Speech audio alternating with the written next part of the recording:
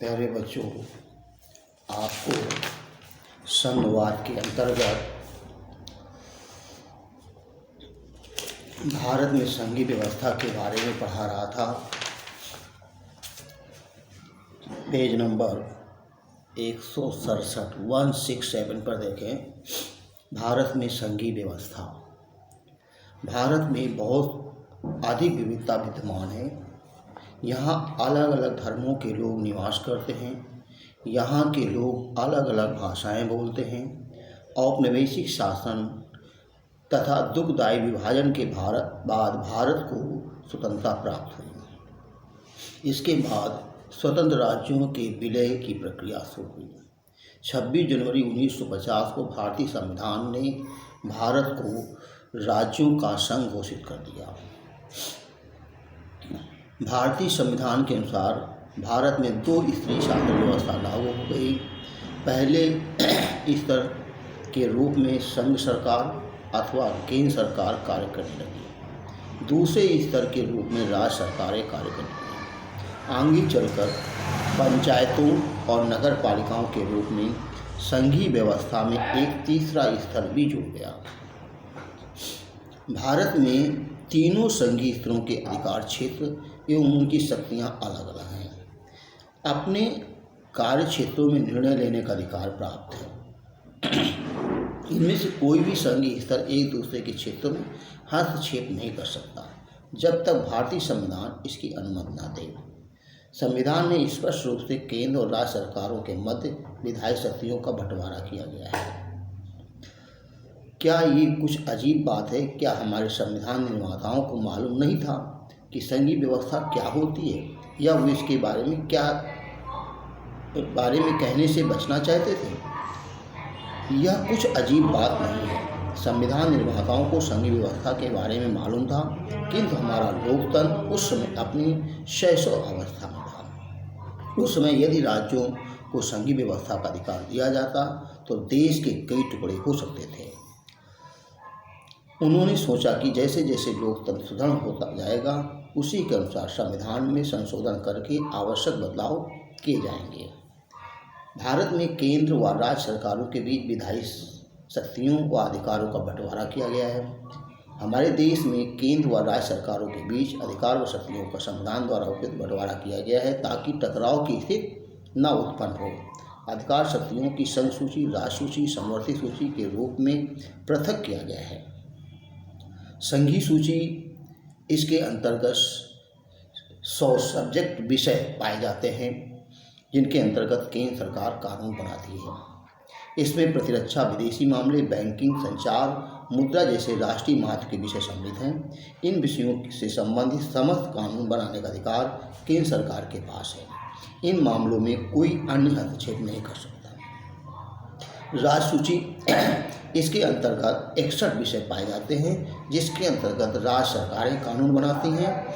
इसमें पुलिस, व्यापार, वाणिज्य, कृषि, सिंचाई जैसे प्रांतीय मुद्दों के विषय में कानून बनाती सरकार बनाती है, राज्य सरकार बनाती है। इन विषयों में राज्य सरकार को ही कानून बनाने का अधिकार प्राप्त है।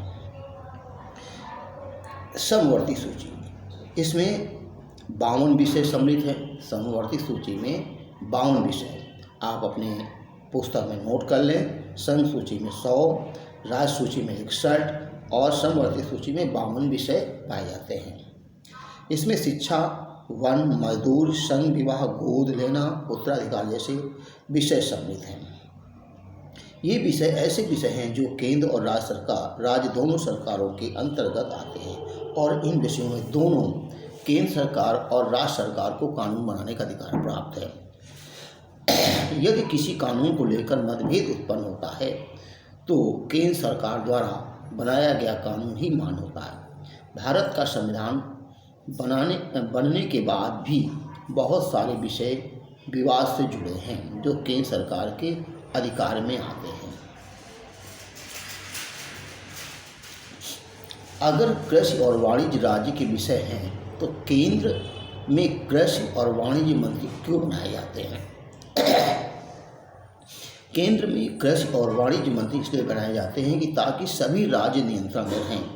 राज्यों को वाणिज्य और कृषि संबंधी व्यापार परस्पर करने होते हैं। कई बार एक राज्य मूल्य आदि पर मनमाना व्यवहार करता है तो केंद्र उस पर नियंत्रण करता है।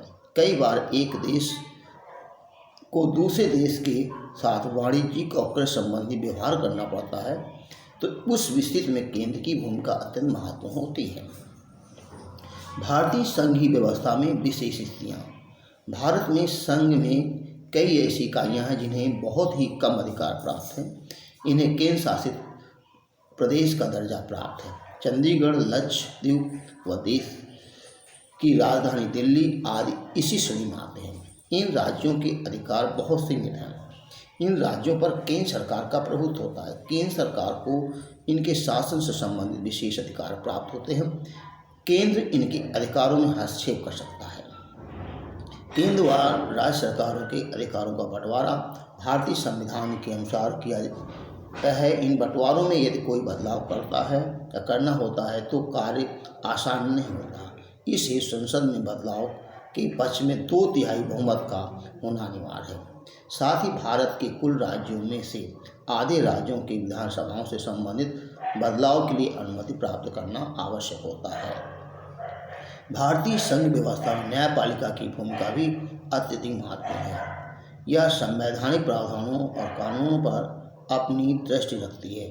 शक्तियों और अधिकारों के बंटवारों को लेकर किसी विवाद में न्यायपालिका निर्णायक की भूमिका निभाती है। राज्य सरकार और केंद्र सरकार के बीच किसी भी विवाद का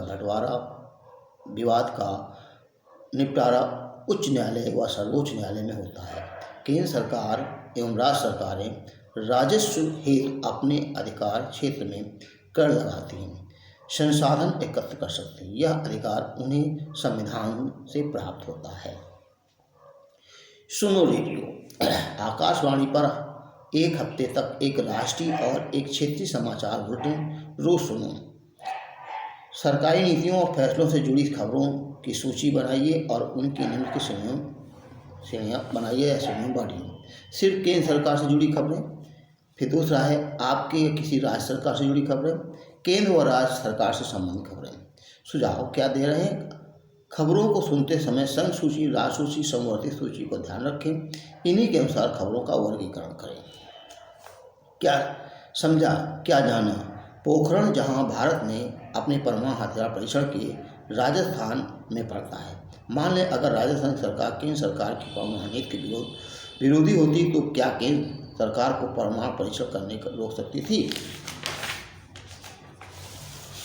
तो राजस्थान सरकार भारत सरकार को परमाणु परीक्षण करने से नहीं रोक सकती, क्योंकि देश की सुरक्षा संघ सूची का विषय है। इससे संबंधित प्रत्येक निर्णय लेना अधिकार केंद्र सरकार को प्राप्त होता है। फिर बात है, मान लें कि सिक्किम की सरकार अपने स्कूलों में नई पाठ्यपुस्तकें लागू करना चाहती है। मान लें कि केंद्र सरकार को पाठ्यपुस्तकों के विषय वस्तु और शैली पसंद नहीं है। ऐसी स्थिति में क्या राज्य सरकार को नई पाठ्यपुस्तकें लागू करने के लिए केंद्र सरकार से अनुमति लेनी जरूरी है? ऐसी स्थिति में राज्य सरकार को केंद्र सरकार की अनुमति लेना जरूरी है, क्योंकि शिक्षा संबंधी विषय पर राज्य और केंद्र दोनों ही सरकारें कानून बना सकती हैं। शिक्षा संबंधी सूची का विषय है। विवाद की स्थिति में केवल केंद्र सरकार का ही कानून मान्य होता है। मान लें कि नक्सलियों से निपटने की नीतियों के बारे में आंध्र प्रदेश, छत्तीसगढ़, उड़ीसा के मुख्यमंत्रियों की राय अलग अलग है। क्या ऐसे मामले में भारत के प्रधानमंत्री दखल दे सकते हैं? क्या ऐसा आदेश जारी कर सकते हैं इसमें सभी मुख्यमंत्री माने? पुलिस विभाग राज्य सूची का विषय है। यह राज्य सरकार के अधीन आता है। पुलिस विभाग संबंधी विषय पर केवल राज्य सरकार का ही कानून बना सकती है। इसमें केंद्र सरकार का कोई हस्तक्षेप नहीं हो सकता है। संघीय व्यवस्था कैसी चलती है? कहते संघीय व्यवस्था में राज्य कार्य हेतु कई कानून या नियम आवश्यक होते हैं। इनके बिना शासन व्यवस्था सुचारू रूप से नहीं चल पाएगी। लेकिन संघीय व्यवस्था में अच्छी तरह से कार्य करने हेतु केवल संवैधानिक प्रावधान ही पर्याप्त नहीं है।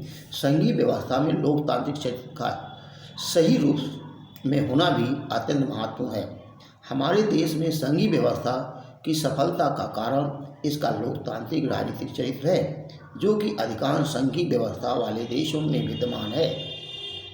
लोकतांत्रिक राजनीतिक चरित्र के कारण संघवाद की भावना, एकजुटता, संस्कृत का आदर एवं सम्मान एवं साथ रहने की इच्छा जागृत होती है। इस स्थिति के कारण ही भारत साझा आदर्श के रूप में स्थापित हो पाया है। धन्यवाद।